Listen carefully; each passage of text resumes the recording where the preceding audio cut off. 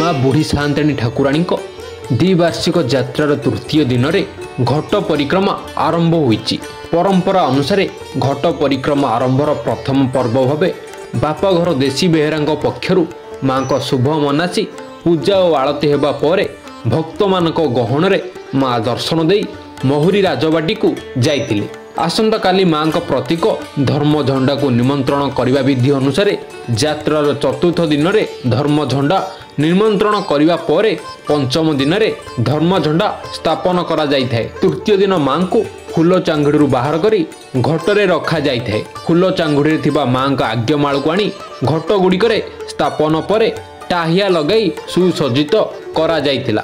अशोक कुमार नरेंद्र देव परंपरा अनुଯାयी जो दिन आपनकर फूल मंडा बाहरती तार दिन तो से हांडी चित्रा होकर तृतीय दिन राजबाटी की परंपरा अनुसार प्रथम दर्शन राज आलती राज दर्शन पाई से आसंती ठाकुराणी एठी सीधा फेरी जाती। आगे नमस्कार मैं पातला दुर्गा प्रसाद ईश्वरा बरमपुर ठाकुराणी यात्रा परिचालक।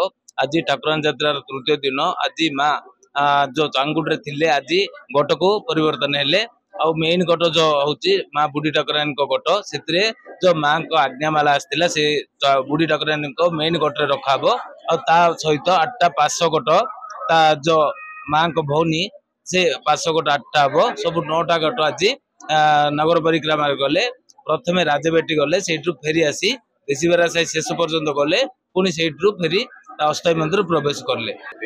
माँ के प्रति तो बहुत अच्छी आमर अनुमति कारण सी हूँ आम घर इष्ट ठाकुराणी मु बहुत विश्वास कर फैमिली समस्त विश्वास कर। घट परिक्रमार प्रथम दिन यात्रार मुख्य परिचालक श्री दुर्गा प्रसाद देशी बेहेरा पत्नी पी देवकी माँ मुख्य घट बहन करथिले।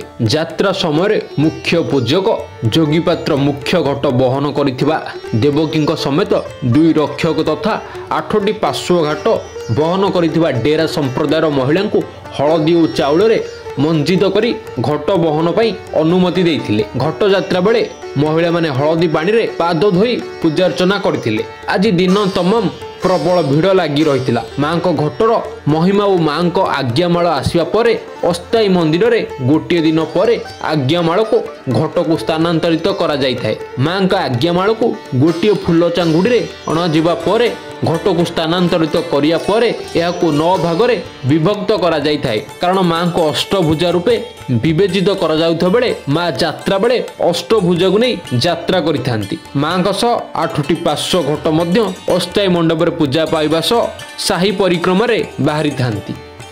गंजाम रु जगन्नाथ साहू रिपोर्ट डुमाणी टीवी।